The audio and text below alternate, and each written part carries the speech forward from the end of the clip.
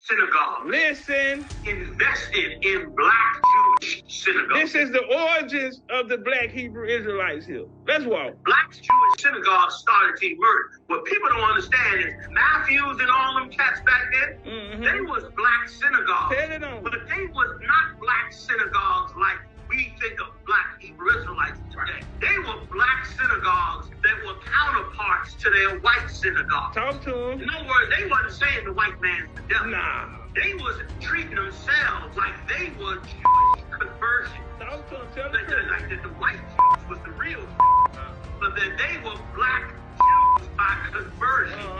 So they was respecting the white Jews. And that's what Matthews and them was doing. But here's what people don't know. Bivens was a real radical.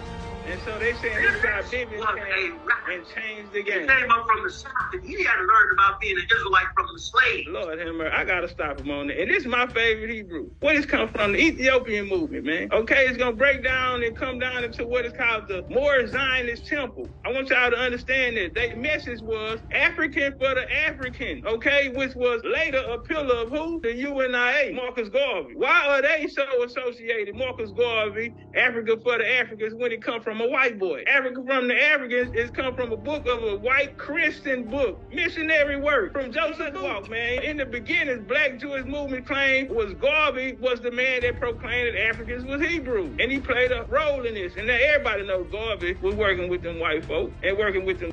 Now you had Josiah Ford, a self-proclaimed Ethiopian. Cause see, they started out, they weren't talking that talk. They were saying that they were Ethiopian. Yeah, Ethiopians ain't go through no transatlantic slave trade. Let's walk. Now you had them worshiping with these white like my favorite Hebrew just said. So they were sponsored by white to celebrate a new member of Bet Ben-I Abraham. Now we know that's Ford. Now that's the Ethiopian congregation by Ford. Now watch this here. These Ethiopian black communities spoke West Indian accent together with their several white who seem to play the important role not during the ceremony, but also generally with the Judaization of the black community. These are agents from the white folks. The congregation of Bet Ben-I Abraham purports congregation of men and women from West Indies, Arab, Abyssinia, and European countries of faith that now reside in American colonies of Ethiopian.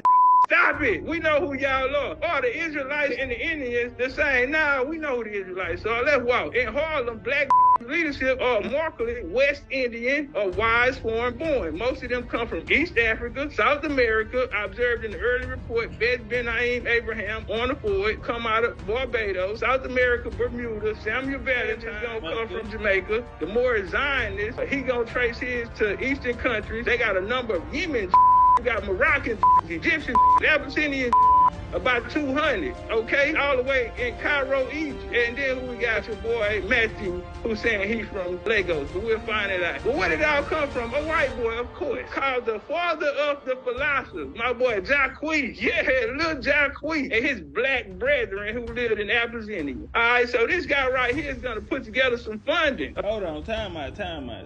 So my first round, I took him to Europe, brought him out during the explosion of the second round, broke down, took them to all of the places. So while their 12 tribes chart only deals with the Americas, it's because the Iberian Hebrews came from there and colonized those areas. We saw when they first got there, and so we're keeping them out and we're painting this picture that they are the colonized. Now we come here into the early black Hebrew movements in America, and guess what? They're all going back to these islands. Now we got them sitting at the table with white folks. Okay, is it possible for Negroes in America to respect the divided basis of color? Okay, and so he's going to be cool with UNIA and get generated, and he's going to bring in this philosophy, Ethiopia, black with rhetoric, right? And he also met with who? F.S. Terry, one of the first black Hebrew Israelites that's out here running around with this. Check? Now let's walk. Now the belief that the commandment keeper Rabbi Matthew is a black man is direct descendant of Abraham, Isaac, and Jacob. And they say Esau, whose skin is hairy like a white man. Don't we hear them say the same thing? The only thing is different is Deuteronomy 28 in the slave trade. Because back then they were saying you were descendant of Solomon and Queen Sheba, who should return to Africa, who bore your son with the biblical historic, or Malik. Now let's walk. Now Matthew, he was strongly influenced by white Jews, like we just told you. Many other congregations influenced by Pan-African, Marcus Garvey, UNIA. Let's walk. This institution, Jewish-sponsored synagogues, embrace tenets, Orthodox Judaism, Matthew's Association, Rabbi Ford, Negro Improvement, Marcus Garvey. Now watch this here. The congregation was a Masonic lodge, the Royal Order of Ethiopian Jews. This is a Masonic, I told you, the Masons the whole time. That Masons, the large sponsoring a secret society where the initiates explored a branch of Judaism mystical called Kabbalah, and the school sought to present a systematic understanding of the practice of Judaism.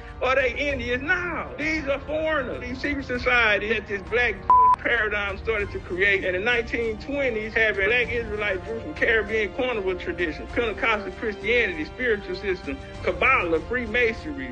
All of this here mixed up into one, right? They said Rabbi Matthew used to talk different in front of black folk than he did in front of white folk. Now we know he went out there to school in Ohio with the white Jews, the big money white Jews. Now they said his form of Judaism was different from them. He got so much money for them white folk. Before he died on the birth certificate, it actually said he was West Indian. Okay, and when the brother died, they reported that members were upset to discover that Matthew was not born in Africa. Okay, so I feel like it's foolish to ask the question, are we Hebrew Israelites or are we American Indians? Our parents didn't tell us that. They sure ain't from the West Indies. We're not from Morocco. All of these places where the Sephardic Jews went. We know the Jews and the Moors been together. That's why they created the Moor Zionist temple. We got y'all. Y'all came out of this. We are not Hebrew Israelites. We know who this movement comes from. It was funded and formed by white people, and it was brought out here to utilize black folks here in America. The American Indian has always been going by bloodline. At that time, we had a system where we had to fight them with our genealogy. And so are the American Indians Hebrew Israelites? Since I can't curse, I'm going to say H now. Oh, hold on. Because here go the records right here. United States Declaration of Intent. Description, black complexion, dark height, 5'4", 150 pounds. But St. Mary, St. Kitts, we got him right here at 130 West 139th Street, New York City. I immigrated to the United States of America from St. Kitts. Got the vessel that he came on and everything. Hebrew Israelites or American Indians? Nah, Jack, we from North America.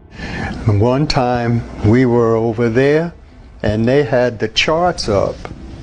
And they had the charts that said if you're Jamaican, you come from this tribe, and if you're from Barbados, it's that tribe, and boom, boom, boom, boom.